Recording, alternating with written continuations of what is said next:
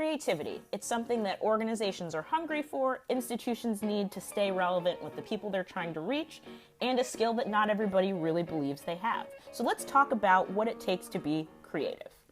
My name is Amma Marfo, and I've spent the last year traveling and talking to college students, professionals, and anyone really in a learning mindset, thinking about what creativity is, how it can be valuable for them, and what it really takes to develop a creative mindset. So we're going to chat about what I found and how you can apply it in your own everyday life. The Creativity Boutique, IDEO, has a 30 circles exercise that they use to help stimulate creative activity in the people around them. It involves some drawing, a little bit more art than some people are accustomed to, but I find that how people approach this exercise is really instructive over the potential they have to be creative. As you embark on a creative journey, I always encourage people to start with a prerequisite. Who are the advisors and allies around you? So as you're embarking on doing something totally different, you're going to need people in your corner, people that can help you navigate the system, but are also willing to help you push boundaries just a little bit to make sure that you're doing something totally different. I couldn't say this any better than Joshua Wolfshank, who talked about finding a stranger who gets you or a friend you think is strange. He puts an emphasis on finding somebody who thinks a little bit differently from you or who has different information from you. So it's not just someone who will say, yes, go, good idea. It's someone who will say, wait, stop, how can this work? Broad-mindedness is my favorite of these principles to talk about because it makes creativity the most accessible. Most people stumble over being creative because they think it has to be a brand new idea that no one's ever seen before.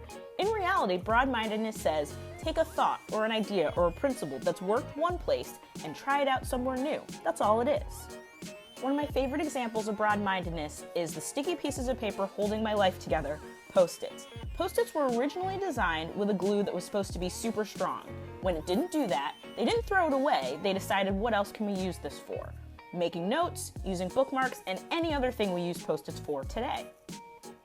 Now once you have your idea, it's time to decide who's going to work on it alongside you. A lot of us have been trained to believe that creativity is a singular endeavor with one person making all of the moves. In reality, you get a better product, a more inclusive product, and a more impactful product when you put multiple minds and multiple perspectives together. My favorite example of this principle is Key and Peele, who worked together on Mad TV and then later worked together on Key and Peele on Comedy Central. They have two really different philosophies and different work styles, but the work that they ended up putting out with those different perspectives didn't just make people laugh, it also made them think about society, race, and the world that we all live in. It's worth noting, however, that this definitely didn't come to them overnight, and that's where determination comes in. So having the ability and skills and patience and constitution to wait something out that might take a little bit longer than 2 years, longer than 4 years, the time most students spend in college, or in some cases, 7 years. I say 7 years, of course, in reference to Hamilton, an American musical.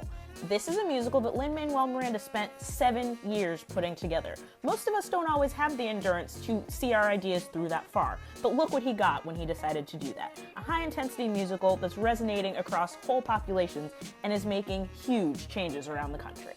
Every word of every song had to go from his mind, through his fingers, onto a page and out of a piano. And that's really what execution is.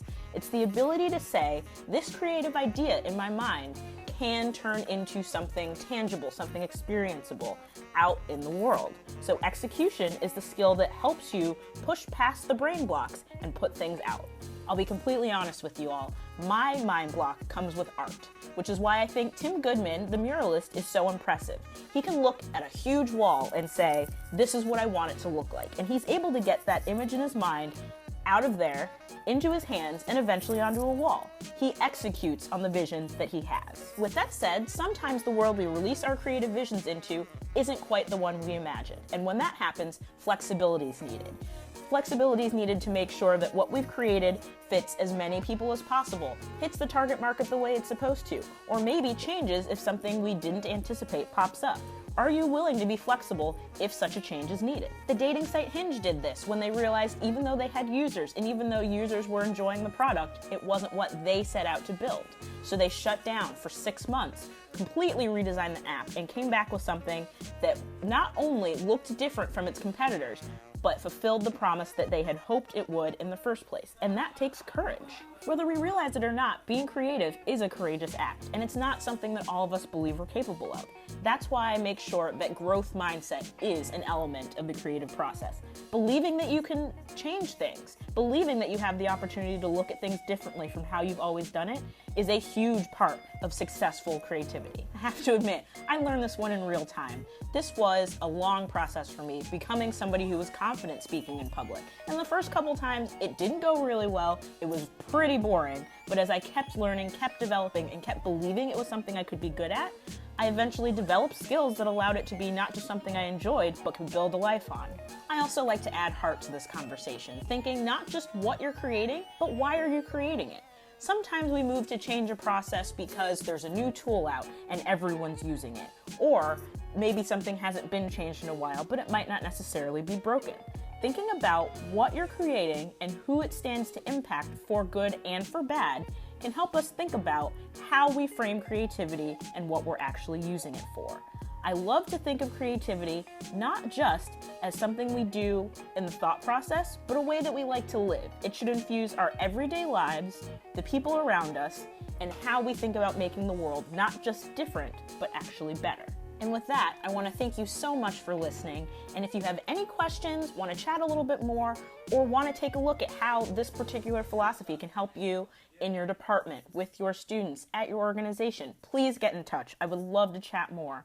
Thanks very much, and make something new today.